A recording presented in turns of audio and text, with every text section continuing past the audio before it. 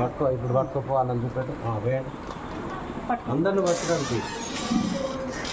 అందరు పట్టు, ముగ్గురు పట్టు. మాల తీసుకొస్తా.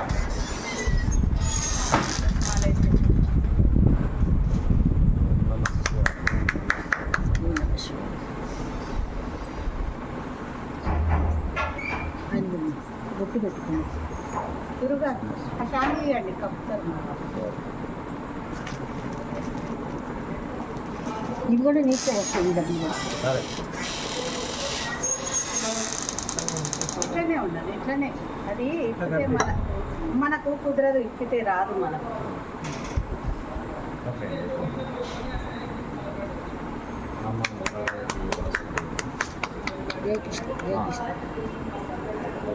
వచ్చిందమ్మా వీళ్ళు కూడా వచ్చిందా? అందరు ఎవరు రాలేదు, వీళ్ళనే చూసి అయ్యా అందరూ వచ్చేటప్పుడు చూడమ్మా. అందరు అంటే ఇక్కడ ఇట్లా రావాలి, దేవుళ్ళు కూడా వచ్చేటప్పుడు బాగా దీనన్ను వాళ్ళిద్దరినే తీయటం కాదు, కాకా కాకి. ఇప్పుడు ఇది తీసుకోవచ్చుగా, దండలు తీసేసుకోండి. అవేదో చెట్టు దగ్గర పెట్టుకోండి మంచిగా. అటు వెళ్ళేప్పుడు తీసుకెళ్ళి ఏమో బతుకు ఒకే వాళ్ళు ఉంటారు. శ్రీకృష్ణ గోవింద హరే మురారి. ఒక మంగళపాట పాడుండే, ఒక మంగళపాట సెంటర్లోకి వచ్చిందా? ఒక్క మంగళపాట పాడతావా? ఇప్పుడు అది ఏంటి ఆ సబ్జెక్ట్ ఓకేనా? రుద్రాక్షమాల తులసి ఒక కొంచెం మంచినీళ్ళు పట్టుకురండి అమ్మా. నా బాటిల్లో బిస్లరీ మాత్రమే వేయండి నాకు. ఓం ఓం ఓం గురుర్బ్రహ్మా గురుర్విష్ణు గురుదేవో మహేశ్వర గురు సాక్షాత్ పరబ్రహ్మ తస్మై శ్రీ గురవే నమః. నారాయణం నమస్కృత్య నరం చైవ నరోత్తమం దేవీం సరస్వతీం వ్యాసం తతో జయముదీరయేత్. ఓం నమో భగవతే వాసుదేవాయ. ఓం నమో భగవతే వాసుదేవాయ. హరి ఓం. శుకస్థలం పుణ్యభూమికి ప్రణామాలతో మహర్షి వేదవ్యాసునికి శుకబ్రహ్మకు ప్రణామాలు సమర్పిస్తూ భాగవత పురాణమునకు నమస్కారాలు తెలియజేస్తూ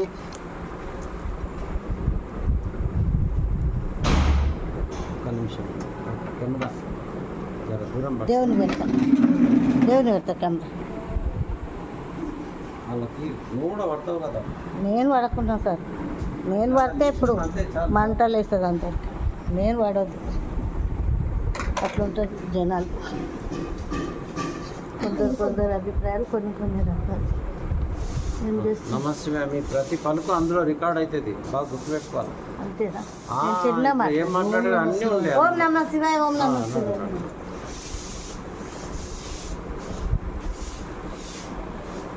వాసుదేవ నారాయణ నారాయణ నారాయణ నారాయణ శివార్పణం.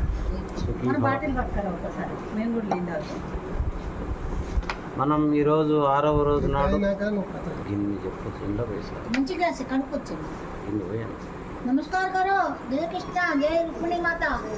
మనం శ్రీమద్ భాగవత సప్తాహంలో జ్ఞానయజ్ఞముగా 37వసారి శుకస్థలంలో భాగవతాన్ని బోధించే అవకాశం ఆ భగవంతుడు మనకు కల్పించాడు. చాలా సంతోషం.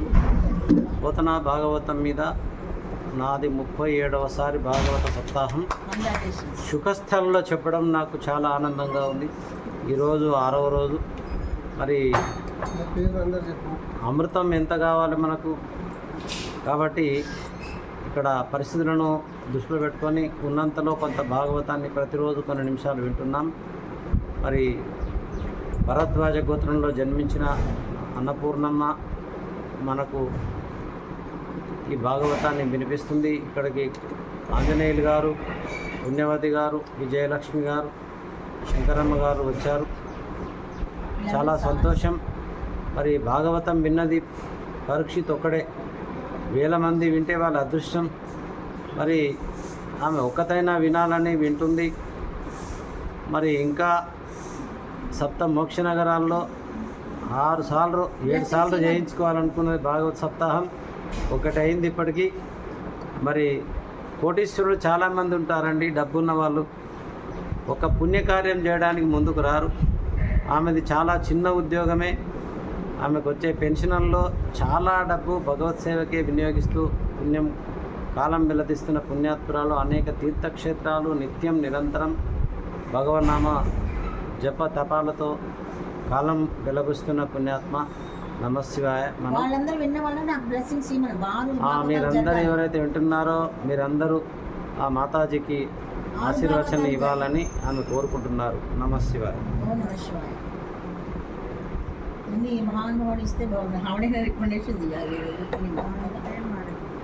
ఈరోజు మనం వామన అవతారంలో ఉండే కొన్ని ముఖ్యమైన విశేషాలు విందాం. పరీక్షిత్ మహారాజు అడుగుతున్నాడు, ఇంకా ఎవరైనా పుణ్యాత్ముల కథలు చెప్పవయ్యా అంటే ఈ వామనుని అవతారం వచ్చింది. ఒకానొక సమయంలో బలిచక్రవర్తి స్వర్గాధిపత్యం వహించాడు. గురుబలం బాగా ఉన్నది. రాక్షసుల గురువు శుక్రాచార్యుడు. అందుకే మనం పంచాంగం చూసినప్పుడు గురుబలం అంటుంటాం. మరి ఈ లోకాలన్నీ దేవతల అధీనంలో పరిపాలన సాగేది. కానీ మరి రాక్షసులు కూడా దేవతల యొక్క సంతానమే కదా, భగవంతుడి సంతానమే కదా. కాబట్టి రాక్షసులు చాలా బాధపడేవాళ్ళు, మేము ఎప్పుడూ దెబ్బలు తినాల్సిందేనా, మాకేం సుఖం లేదా అని. కానీ పరమేశ్వరుడు న్యాయానికి అధీశుడైన కాబట్టి ధర్మాధ్యక్షుడు. కొంతకాలం రాక్షసులు మాత్రం పరిపాలిస్తే ఏమవుతుంది అనుకున్నాడు శివయ్య.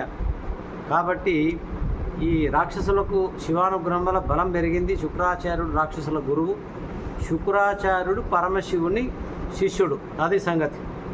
అందువల్ల దేవలోకాలను జయించాడు బలిచక్రవర్తి. ఇంద్రపీఠాన్ని కూడా ఇంద్రుని తరిమేశాడు. దిక్కులేని వాళ్ళు అయ్యారు.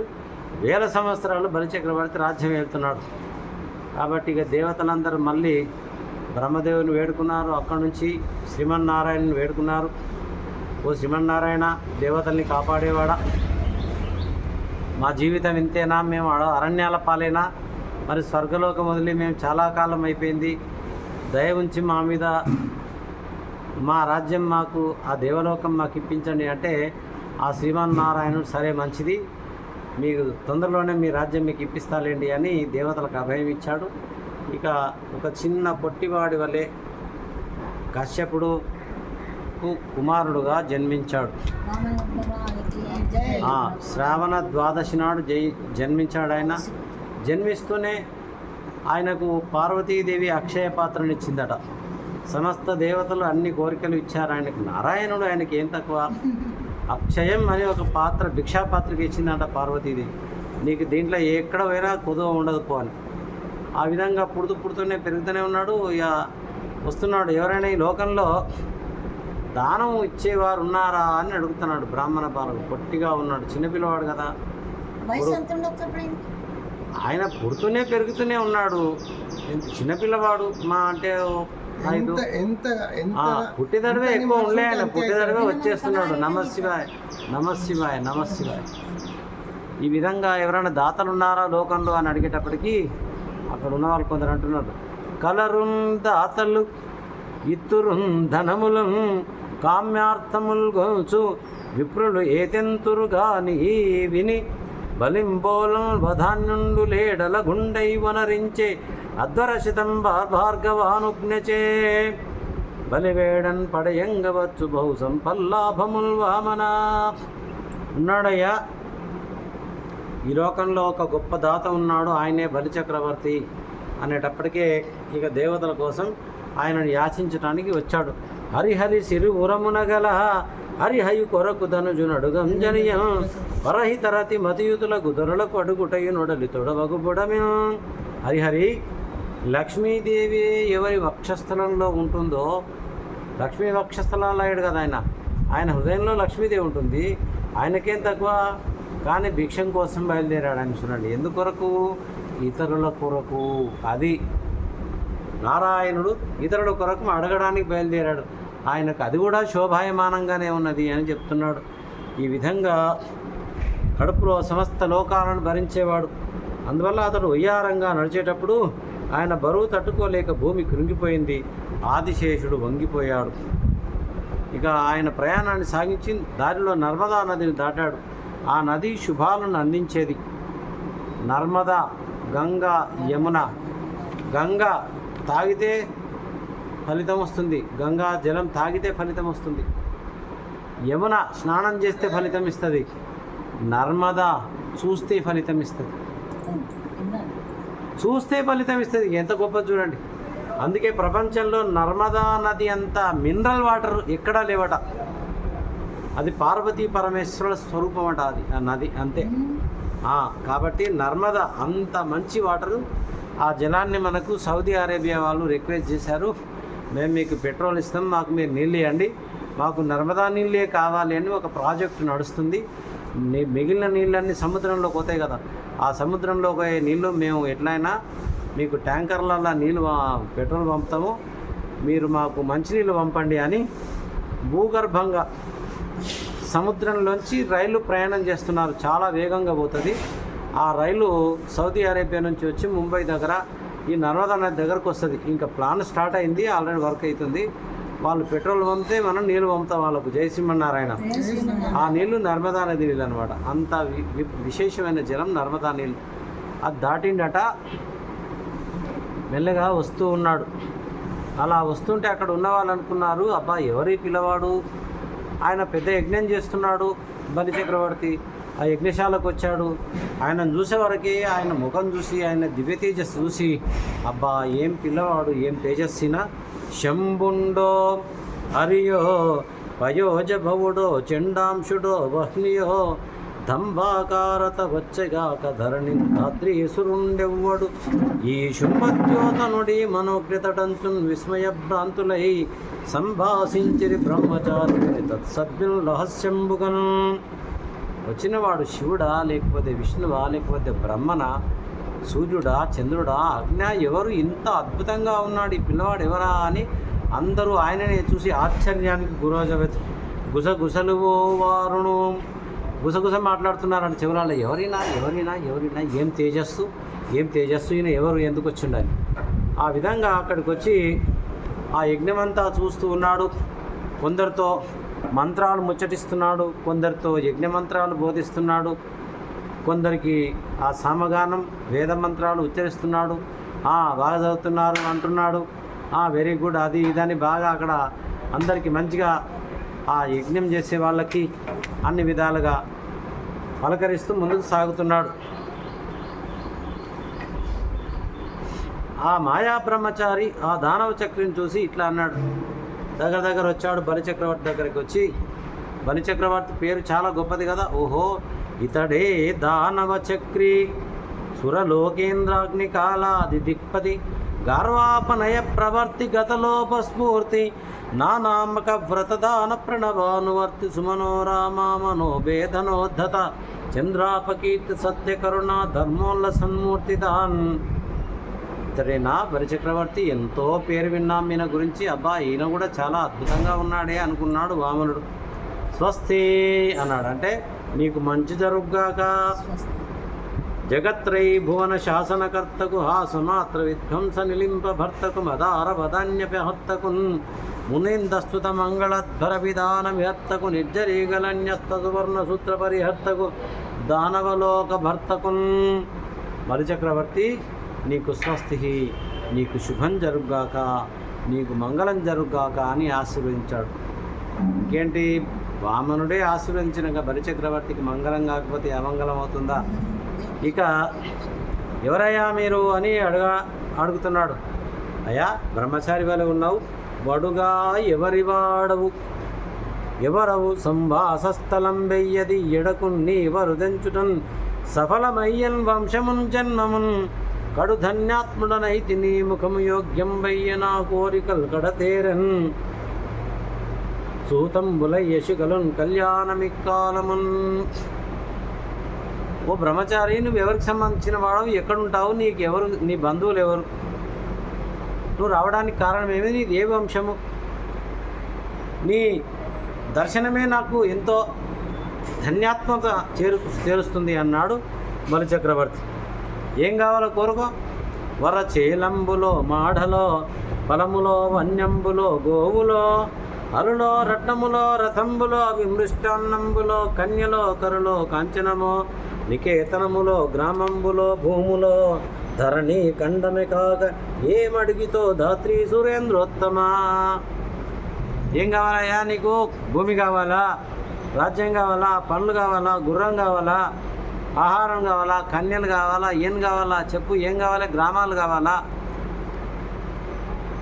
అంటే అప్పుడు అంటున్నాడు, ఎవరయ్యా నువ్వు అన్నాడు కదా, ఇది నాకు నిలవని ఏ రీతి పలుకుదు, ఒక చోటనక ఎందు నుండ నేర్తు, ఎవని వాడవంచేమని పలుకుదు, నా ఎంత వాడనై నడవనేర్తు, నీ నడవడి అని ఎట్లు బక్కా నేర్తు, పూని ముప్పోకలా పోవనేర్తు, అది నేర్తు నిధి నేర్తు నని ఏల చెప్పంగ నేరువులన్యు నేన నేర్తు. ఎక్కడుంటావయ్యా అంటే నేను లేని స్థలం ఎక్కడయ్యా చెప్పు, నేను ఎక్కడున్నానంటే ఒక్క స్థలం కాదు కదా నాది. ఇంకా ఎవని వాడవంచేమని పలుకుదు, అందరి వాడిని నేను ఒక్కరివాడిని కాదు, నా ఎంత వాడనే నేను, నాకు నేనే సాటి, నాతో ఎవడు సాటి. ఇలా అలా అని ఎలా చెప్పమంటావు? ఎలా వచ్చానంటే 3 ముప్పోకల ఆకాశంలో పోతా, భూమి మీద పోతా, నీళ్ళల్లో పోతా, 3 పోకలా పోగలుగుతా. నాకు ఏమేమి వచ్చని అడుగుతున్నావు కదా, అది నేర్తు నిధి నేర్తు అని ఎలా చెప్పను? నేర్పులనియు నేను నేర్పు, నాకు అన్ని విద్యలు వచ్చాయా. వరులుగారు నాకు వరులకు నేనవుదు, ఇతరులు నాకెవరు కాదయ్యా, నేను మాత్రం అందరికి అవుతాను. ఒంటివాడ చుట్టమొకడు లేడు, ఒక్కనే నాకు చుట్టాలు ఎవరు లేరయ్యా. సిరియు తొల్లిగలదు చెప్పెదనాటింకి, సుజనులందు తరచు పొచ్చియుందు. సిరియు తొల్లిగలదు, లక్ష్మీదేవి ఉండేదయ్యా ముందు నాకు అందుబాటులో, ఇప్పుడు మాత్రం ఒక్కడనే ఉన్నాడయ్యా. ఇంకా ఎక్కడుంటా అంటే సుజనులందు, మంచి భక్తుల హృదయాలలో ఉంటానయ్యా నేను, అందరిలో ఉన్నా. ప్రత్యేకించి నేను ఎక్కడుంటానయ్యా అంటే భగవద్గీతలో ఏమంటాడు భగవానుడు, సమోహం సర్వభూతేషు నమే ద్వేషోస్తి న ప్రియః, ఏ భజంతి తుమాం భక్త్యా మైతే తేషు చాప్యహం. అర్జున, నేను అందరిలో సమానంగా ఉంటాను, కానీ ఎవడు నన్ను జపిస్తున్నాడు, ఎవడు నన్ను భజిస్తున్నాడు, ఎవడు నా గురించి ఆలోచన చేస్తున్నాడు, ఎవడు నా కీర్తిని దశ దిశలో వ్యాప్తి చేస్తున్నాడు, వాని యందు ప్రత్యేకంగా నేనే ఉంటాను అన్నాడు. చూడండి భగవాన్ ఎవరిలో ఉంటాడు? ఆయన నామం చేసేవాడిని, ఆయన భజన చేసేవాడిని, ఆయన భక్తి ప్రచారాన్ని చేసేవాడిని ప్రత్యక్షంగా తానే ఉంటాడు. ఇలా చెప్తున్నాడు ఇక్కడ. ఇక అది అట్లా ఉండనయ్యా, నువ్వు చాలా కీర్తి వహించినవాట కదా దానం చేసి, మరి ఆ కీర్తిని నువ్వు నిలబెట్టుకుంటావా అంటే తప్పకుండా అడగండి ఏం కావాలో. ఏం లేదయ్యా నాకు ఒక 3 అడుగుల భూమి అన్నాడు. అరే రే, నువ్వు నిజంగా చిన్నపిల్లవాడివయ్యా, చూడ్డానికి నీకు అడగడం కూడా రాదయ్యా. నేను ఇంత పెద్ద చక్రవర్తిని 3 అడుగుల భూమి అడుగుతావా? నా అవమానం అవుతుందయ్యా. అడుగు, ఏం కావాలో అడుగు. అయ్యా నేను బ్రహ్మచారిని, నాకు గొడుగు జందెము కమండలం కావాలి, మొలతాడు కావాలి, కానీ ఈ భూములు ఏనుగులు కన్యలు గ్రామాలు ఇవన్నీ నాకేం పనయ్యా, నాకు వద్దయ్యా. నాకు కావాల్సింది ఒక 3 అడుగుల భూమి అన్నాడు. ఇంకా ఆశాపాశముత గడున్నిడువు లేదంతంబు రాజేంద్ర. రాజా, ఆశకు అంతమే లేదట, ఎన్ని సంపాదించినా 1 రూపాయి తక్కువ ఉంటుందట. ఏమ్మా, ఎన్ని కోట్లున్నా ఇంకా 100 కోట్లు ఉంటే 200 కోట్లు చేయాలి, 1,00,000 కోట్లు ఉంటే 10 లక్షల కోట్లు చేయాలి. ఆశగానే పాశానికి అంతం లేదట, అది ఇంకా గుంజి కట్టేస్తుండదట ఆశ. నిరాశ పరమ సుఖదం, ఆశ పరమ దుఃఖం. వామనుడు చెప్తున్నాడు, అయ్యా ఆశ అనే తాడుకు అంతం లేదయ్యా. ఈ మేదిని వలయ సామ్రాజ్యంబు సేకూరుయన్ రాశి పావృత కాసిం పొందిరిగాక సైన్యగయ భూకాంతాదులున్ అర్థకామాశం వాయగ నేర్చిరే మును నిజాశాంతంబులంజూచిరే. సముద్రం వరకు చుట్టూ ఉన్న రాజ్యాలన్నీ పరిపాలించారు, కానీ ఎవడైనా ఏమైనా సుఖపడ్డా? ఆశతోటి సుఖపడలే. కాబట్టి నాకు దేనిపైన ఆశ లేదయ్యా, నాకు ఒక 3 అడుగులు మాత్రం భూమి. ఇంకేమంటున్నాడు? సంతుష్టుడి 3 జగముల పూజ్యుండు, సంతోషికెప్పుడు జరుగు సుఖము, సంతోషిగాకుండ సంసార హేతువు సంత సంబున ముక్తి సతియుదరుకు. ఎవడు సంతోషంగా ఉంటాడో వాడు ఈ లోకంలో సుఖపడతాడు. ఎన్ని ఉన్నా చాలదు చాలదు చాలదు అనేవాడు దుఃఖపడతాడు అంతే. కాబట్టి నాకు ఇవ్వాల్సింది ఇంతేనయ్యా అంటే, సరేనయ్యా ఇస్తాననేటప్పటికి శుక్రాచార్యుడు వచ్చాడు. అయ్యా ఎవరు అనుకుంటున్నావినా, సాక్షాత్తు శ్రీమన్నారాయణుడు నీ కొంప ముంచడానికి వచ్చాడు. నా మాట విని వద్దను, ఏ దానము చేత సమస్తం నశించిపోద్దో అలాంటి దానం చేయొద్దు ఎప్పుడైనా, నేను నీ గురువును, నా మాట విను అంటే వినలేదు. ఇస్తా అన్న ఇస్తేనయ్యా అంతే, ఇస్తా అన్న ఇస్తాను అంటే మళ్ళీ చెప్తాడు, అయ్యా అబద్ధం ఆడవయ్యా ఏమవుతుంది, వారిజాక్షులందు వైవాహికములందు ప్రాణవిత్తమాన భంగమందు జకిత గోకులాగ్ర జన్మ రక్షణమందు బొంకవచ్చు సఖము నొందడదిపా. పెళ్ళి చేసేటప్పుడు అబద్ధం ఆడొచ్చడం, బ్రాహ్మణుల్ని కాపాడేటప్పుడు అబద్ధం ఆడొచ్చడం, గోవుల్ని కాపాడేటప్పుడు అబద్ధం ఆడొచ్చడం, ప్రాణాన్ని రక్షించుకోవడానికి అబద్ధం ఆడి రక్షించుకోవద్దట, సావద్దట. కాబట్టి ఏ దానం ఇస్తే నువ్వు సర్వనాశనం అయిపోతావో అటువంటి దానం వద్దంటున్నానయ్యా, నా మాట విను అన్నాడు. కానీ వినలేదు, ఇస్తానన్నాడు. ఇంకేమంటున్నాడు, అలా కారే రాజులు రాజ్యములు కలుగవే గర్వోన్నతిని పొందరే వారేరి సిరిమూట కట్టుకొని పోవంజాలిరే భూమిపై పేరైనన్ గలదే శివ ప్రముఖులను ప్రీతింజశక్కాములై ఈరే కోర్కులు వారలను మరచిరే ఇకాలమున్ భార్గవా. శుక్రాచార్య, ఎంతమంది రాజులు వచ్చిపోయారు, రాజ్యములు పరిపాలించలేదా, గర్వం పొందలేదా, వారేరి ఉన్నారా ఇప్పుడు? ఎవడన్నా ఇంత సిరి లక్ష్మిని, డబ్బు కానీ బంగారం కానీ భూమి కానీ తీసుకుపోయారా మీదికి? తీసుకుపోలేదు. కాబట్టి కీర్తి మాత్రం మెరుగుతుందయ్యా, నా కీర్తి కొరకైనా ఇది ఇస్తానయ్యా. ఇక వచ్చినవాడు నారాయణుడు అంటున్నావు కదా, ఎంతో తపస్సు చేస్తే కూడా ఆయన దర్శనం కాదట, రాడట. కాబట్టి ఆయన వచ్చే ఉన్నాడు నా దగ్గరికి అంటున్నావు, ఇంకేం కావాలి? ఆయన నారాయణుడే అయితే ఆ చెయ్యి ఎటువంటిది? ఆదిన్ శ్రీ సతి చొప్పు ఏమంటారా, ఆ లక్ష్మీదేవి యొక్క నెత్తిలో ఉండే చెయ్యి అది. శ్రీ సతి కొప్పుపై, తనువుపై, పాలిళ్లపై నూతన మర్యాదంచెందుకరంబు. ఆ చెయ్యి పాదాబ్జంబులపై కపోలతడిపై మీదైనా కరంబుంట మేల్గాదే రాజ్యము గీజ్యము సతతమే కాయంబు నాపాయమే. ఆ చెయ్యి ఎటువంటిదయ్యా? ఆదిన్ శ్రీ సతి కొప్పుపై, తనువుపై, అంశోత్తరీయంబుపై, పాదాబ్జంబులపై, కపోలతటిపై, పాలిళ్లపై నూతన మర్యాదంచెందు కరంబు క్రిందగుట మీదై నా కరంబుంట మేల్గాదే రాజ్యము గీజ్యము సతతమే కాయంబు నాపాయమే. ఇవన్నీ శాశ్వతమయ్యా. వచ్చినవాడు ఆ చెయ్యి లక్ష్మీదేవిని స్పృశించిన చెయ్యి అయ్యా. కాబట్టి నేను ఇస్తా అన్నాను.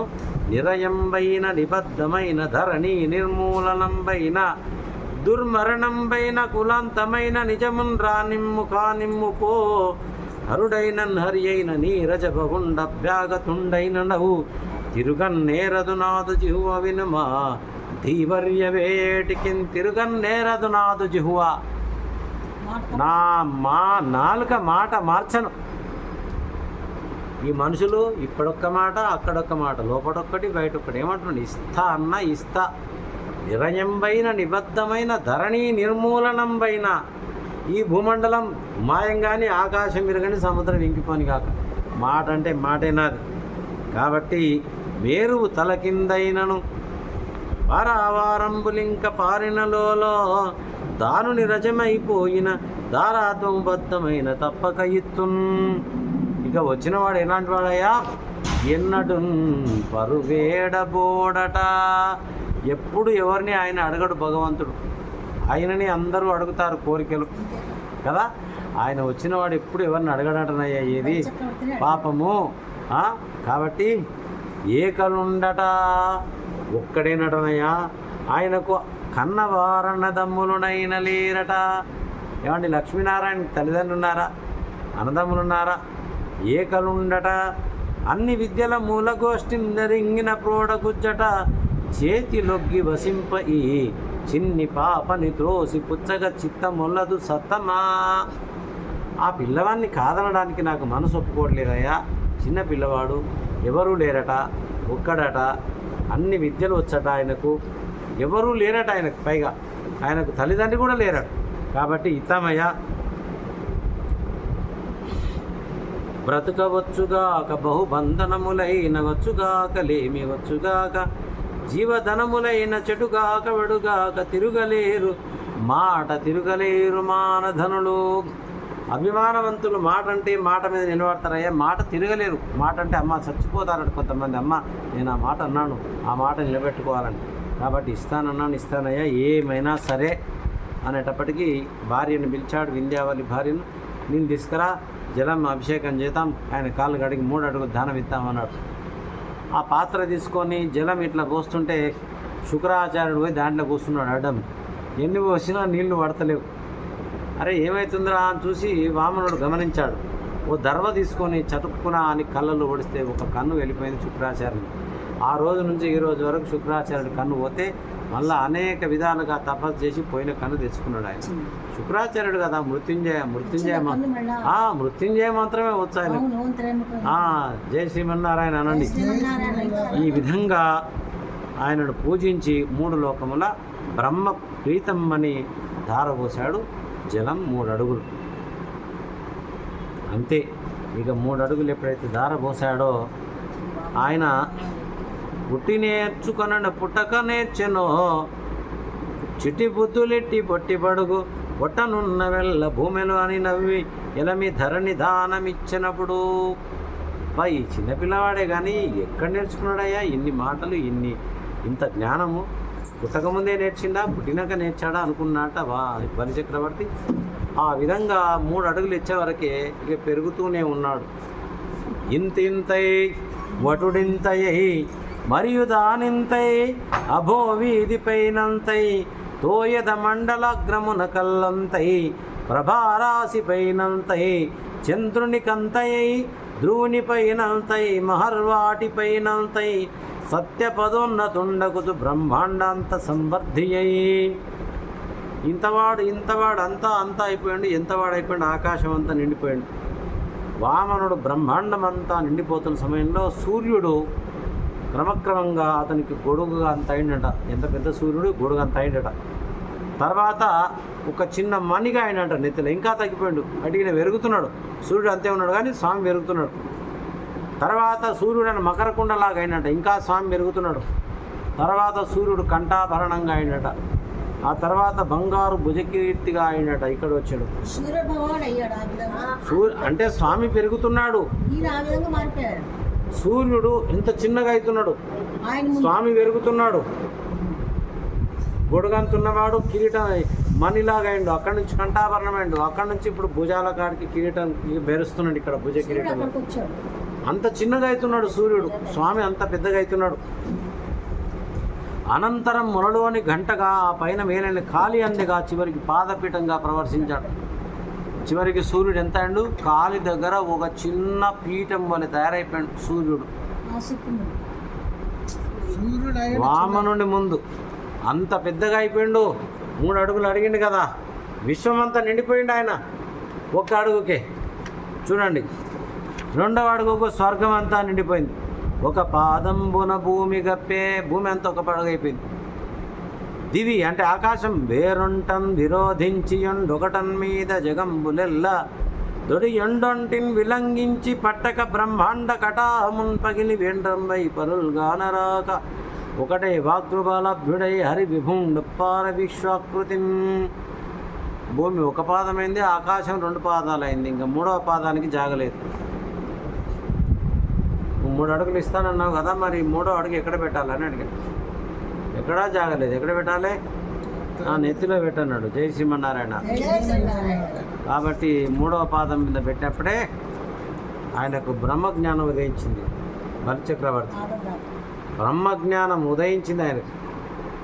ఆ పాదం ఎప్పుడైతే పైకి లేపిండో బ్రహ్మదేవుడు సత్యలోకానికి పోయింది కదా పాదం, తన కమండలంలో జలం తీసుకొని ఆ పాదం కడిగింది. ఆ నీళ్ళే గంగా నదిగా ఉద్భవించింది. బ్రహ్మ యొక్క కమండలోని జలమే గంగా నది. అందుకని గంగా అంత పవిత్రమైంది. త్రిపదగా అంటారు గంగాదేవిని. ఆకాశంలో ఉంది, భూమి మీద ఉంది, పాతాళంలో ఉంది కాబట్టి గంగాదేవి. ఆ విధంగా ఆయన నెత్తి మీద కాలు పెట్టే వరకే కొంచెం తొక్కలే ఇంకా ఉన్నాడు. ఆయన సైన్యం అంతా వచ్చింది. వామనుని కట్టేద్దామని ప్రయత్నం చేస్తే బలి అన్నాడు, వద్దు వద్దు, మనం దానం ఇచ్చినాము, ఆయన శ్రీమన్నారాయణుడు, ఇక అర్థమైంది నాకు, ఆయనను కట్టేయకండి, ఏది జరిగితే అది జరగండి కాక అన్నాడు. వెంటనే ఆయన భార్య వచ్చింది, అయ్యా మా భర్త మీరు అడిగింది ఇచ్చిండు కదా, ఎందుకు ఆయనను ఇంకా ఇబ్బంది పెడుతున్నారు, పాతాళానికి దొక్కాలనుకుంటున్నారంటే, లేదు లేదు, నేను ఎవరిని అనుగ్రహిస్తానో అఖిల విత్తము వాని అపహరిస్తా నేను. కాబట్టి ఈయనను పాతాళంలోకి తొక్కుతున్నా, కొంతకాలం తర్వాత ఇతను మళ్ళీ గొప్ప పదవిలోకి వస్తాడు. అప్పటి వరకు ఈయన పాతాళంలోనే ఉంటాడు అని శ్రీమన్నారాయణుడు ఆయనను ఉన్నాడు కదా. అప్పుడు అనుకుంటున్నాడు ఎవరు, బలి, చెలియే మృత్యువు,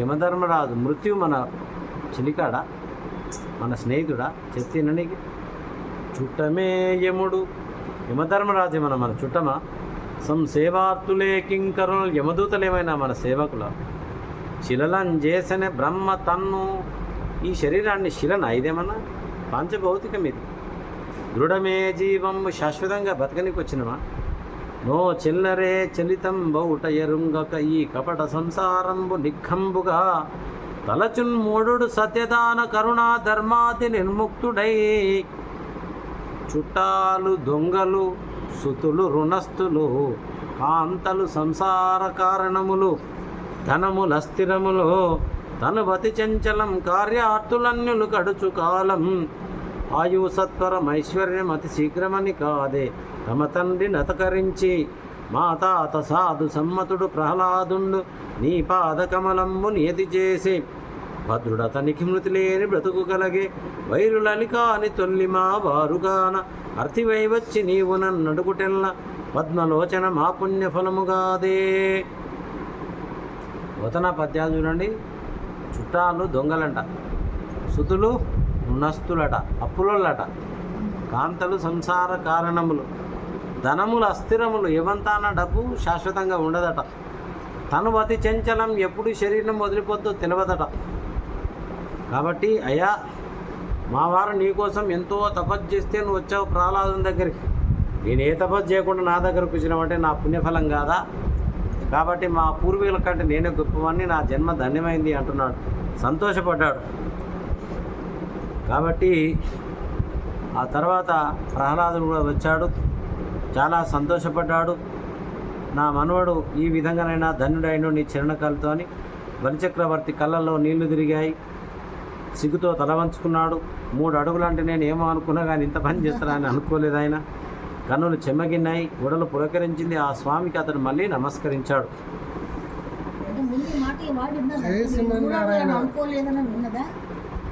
ఆయన ఇంత పని అవుతుందని అనుకోలే. ఆయన 3 అడుగులు అంటే ఏదో అనుకున్నాడు కానీ నమ్మలే. కాబట్టి అప్పుడు స్వామి నాకు ముందు పదవి ఇచ్చినవు, ఇంద్ర పదవి, పెద్ద పదవిలో ఉన్నాడు కదా బలిచక్రవర్తి, ఆ తర్వాత తొక్కినవు, ఇదంతా నీ యొక్క మాయ మహాప్రభు అంటున్నాడు. కాబట్టి మనస్సుకు మైకం కమ్ముతుంది, నిన్ను మర్చిపోతాడు మాయలో. అందుకని ఇక అప్పుడు ప్రహ్లాదుడు ఉన్నాడు, శ్రీమన్నారాయణ అని ప్రహ్లాదుడు కూడా అక్కడికి వచ్చాడు, శ్రీమన్నారాయణకు నమస్కరించాడు. ఆ సమయంలో ఈ విధంగా అందరూ శ్రీమన్నారాయణుని వేడుకున్నారు. అప్పుడు అంటున్నాడు శ్రీమన్నారాయణ, ఎవరిని నేను అనుగ్రహిస్తానో వాడిని సమస్తమైన ధనాన్ని నేను తీసివేస్తాను. మరి ధనం తీసేస్తే మేమెట్లా స్వామి అంటే, నేనే కదా వాడికి సేవకుండా ఉంటాను, ఇంకా వాడికి ఏం తక్కువ. అది ఆ విధంగా సావర్ణి మనవు కాలంలో ఇతడు దేవతలకు ప్రభై దేవేంద్రుడు అవుతాడు. అబ్బా, వచ్చే మనువంతర కాలంలో ఇతడు దేవేంద్రుడు అవుతాడంట. చూడండి ఎంత పెద్ద పదవి ఇచ్చాడు, 3 అడుగులు దానం తీసుకొని తొక్కాడు. కానీ అప్పటి వరకు పాతాళంలో ఇతని కావలిగా నేనే ఉంటా వాసుదేవుడు శ్రీమన్నారాయణుడు బలిచక్రవర్తికి కాపలాగా ఉన్నాడట. చూడండి, బలి బలి బలి అంటే బలిచక్రవర్తి ధ్యానంలో ఉన్నాడు నారాయణుడు, కన్ను తెరవటం లేదు. అంత నారాయణ స్మరణలో ఉన్నాడు కాబట్టి ఇంద్ర పదవి వస్తుంది సావర్ణి మన్వంతరంలో. ఊహించడానికి వీలు కానీ అమ్మా, బలిచక్రవర్తి పాదాలలో ఉన్నాడు. ఆ పదవికి నేనే పిలుస్తాను, దయతో కాపాడుతాను అన్నాడు శ్రీమన్నారాయణుడు. నారాయణ నారాయణ నారాయణ నారాయణ ఓం నమో భగవతే వాసుదేవాయ. ఓం నమో భగవతే వాసుదేవాయ. ఓం నమో భగవతే నారాయణాయ. ఇక ఈ కథలు ఎవరైతే వింటారో ఈ వామనుని కథ గొప్ప భాగ్యవంతులు అవుతారు. చివరికి ప్రకాశించే ప్రభావంతో దివ్య సుఖాలు పొందుతారు. ఇక మానవులకు పితృదేవతలకు సంబంధించిన పుణ్యకార్యాలు చేసేవారు ఈ వామన చరిత్ర కనుక వింటే ఎల్లప్పుడూ సుఖాలు అనుభవిస్తారు. ఈ విధంగా మనం ఈ కథ విన్నాం. సాయంత్రం ఒక కథ విందాం. సాయంత్రం చేద్దాం. ఇప్పుడు అలసిపోయినాం కదా, విరామం తీసుకుందాం. ఓం స్వస్తిన ఇంద్రో వృద్ధస్వ స్వస్తిన పూషా విశ్వవేదా స్వస్తిన స్థార్షరిష్టనేమి స్వస్తినో బృహస్పతి దదాతు సర్వమంగళమాంగళ్యే శివే సర్వార్థసాధికే శరణ్యే త్రయంబకే దేవీ నారాయణి నమోస్తుతే.